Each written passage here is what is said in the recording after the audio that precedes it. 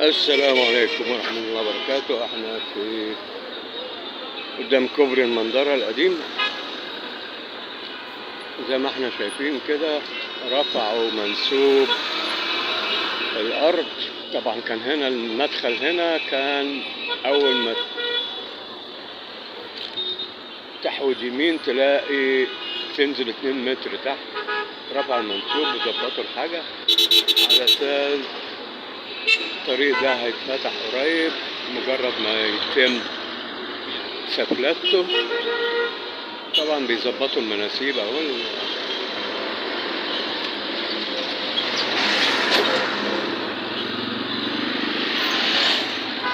وخلاص المشكلة هنا هتختفي، ويبدأ بقى ايه، ترسيم او اعادة تخطيط الميدان هنا.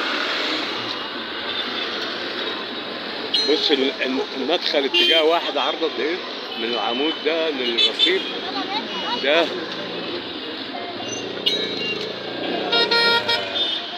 قد اللي كان موجود رايح جاي مرتين.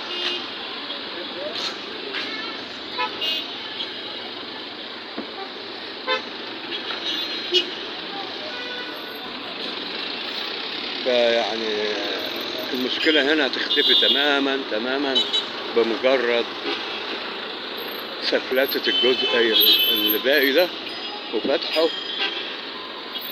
طبعا العمود ده اللي احنا شايفينه قدامنا ده هيبقى في وسط يعني حدود اتجاه، ده اتجاه واحد، وبين العمودين التانيين دول اتجاه اللي جاي. فهتبص تلاقي العملية سلكت وبقى المرور سهل. هو بقى المشكلة طبعا هيبقى هنا في الميدان ده هيتخطط ازاي، والاتجاهات هتبقى عاملة فيه ازاي، والكلام ده كله ده هنشوفه الفترة الجاية ان شاء الله. لكن مبدئيا كده خلاص مشكلة الكوبري اللي كانت موجودة هنا على وشك الاختفاء. يعني كل العربيات دي بتعدي الناحية التانية. الناحية التانية مقسومة نصين، و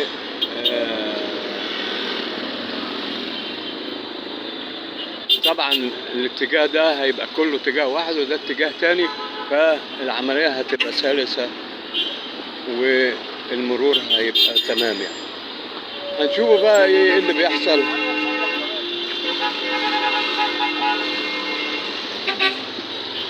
زي ما كنا هنا اخر مرة من يجي شهر ولا حاجة، هنشوفوا ايه اللي بيحصل في محطة المنتزه.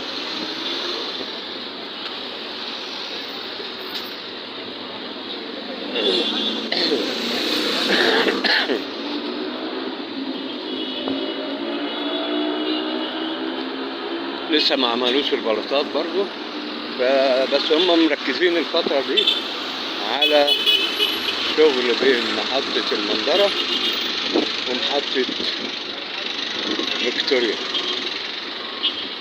معرفش بقى ابو قير ولحد المعمورة الوضع عامل ازاي. هنبقوا نروح يوم نشوفوا كده ايه اللي بيحصل ونتابعوا مع حضراتكم كل جديد بإذن الله. فلا تنسونا في الاشتراك واللايك والشير عشان نجيب لكم دايما كل جديد بإذن الله على قناتكم، قناة اسكندرية مع ماجد المصري.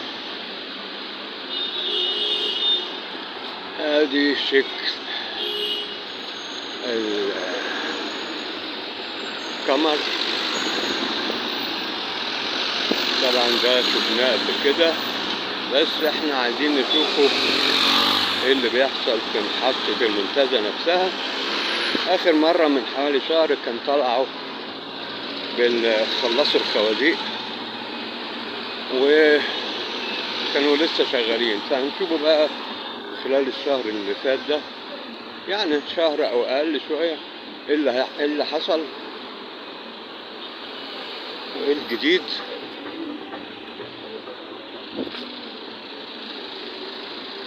وان شاء الله من غير ما اقطع نبقى نشوفه في يوم تاني كده ايه اللي بيحصل في التبوير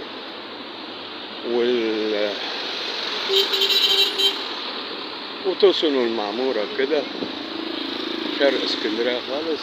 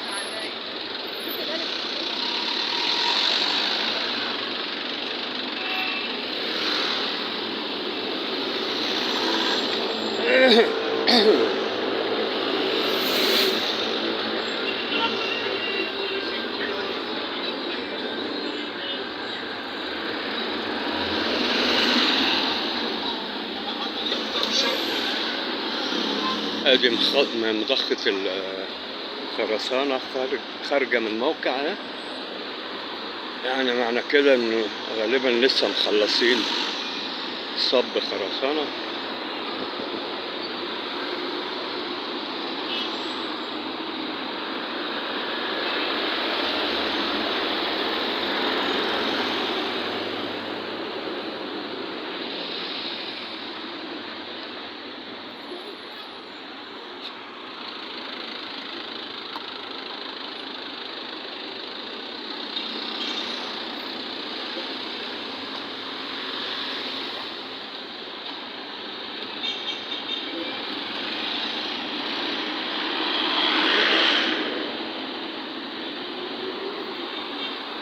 طبعا المنطقة دي لسه هيركبوا البراكتس أكتاف السندة، وبعدين يصبوا البلاطات، وبعدين يركبوا الأسوار، وبعدين زي ما بدأوا في منطقة المنظرة يبدأوا بقى ساعتها يركبوا القضبان والسكة نفسها والكهرباء، طبعا الكهروميكانيكا والحاجات دي.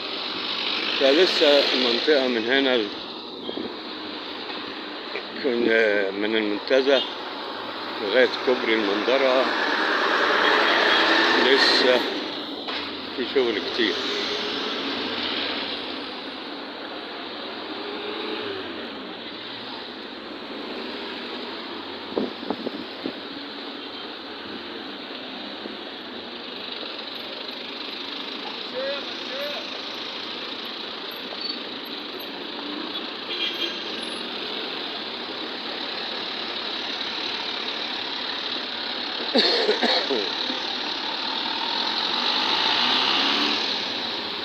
ايه اللي بيحصل في محطة المنتزه ده اللي هنحاولوا نشوفوه دلوقتي.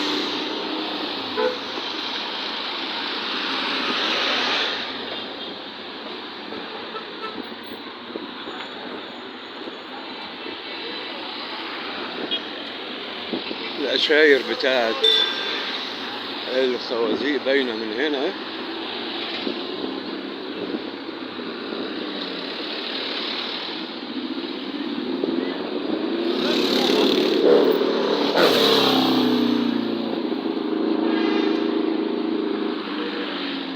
لسه ما طلعوش بالأعمدة، بس كده شكلها الخوازيق كلها خلصت. يعني المرة اللي فاتت لما كنا هنا خلصوا جزء من الخوازيق، والفترة اللي فاتت دي خلصوا بقية الخوازيق، وهيبدأوا بقى الخطوة التالية زي ما هو متوقع دايما، العمل أو بداية شدات العمل، تسليح الأعمدة وصب الخرسانة بتاعت الأعمدة.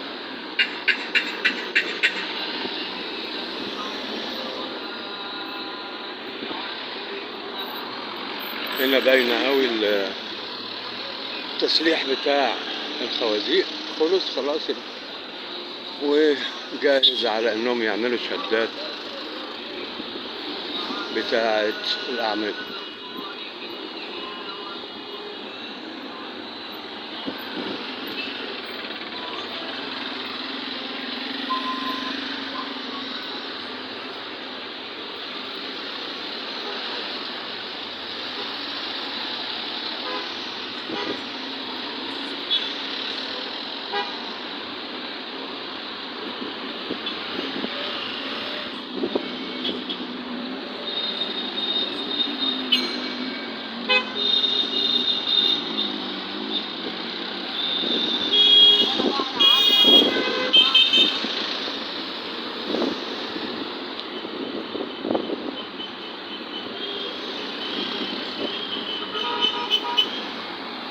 برضه هتبقى محطة كبيرة دي، مش صغيرة. شوف بدايتها فين، عند أول ونش هناك ده لغاية بعد آخر ونش هناك ده، فمساحتها كبيرة.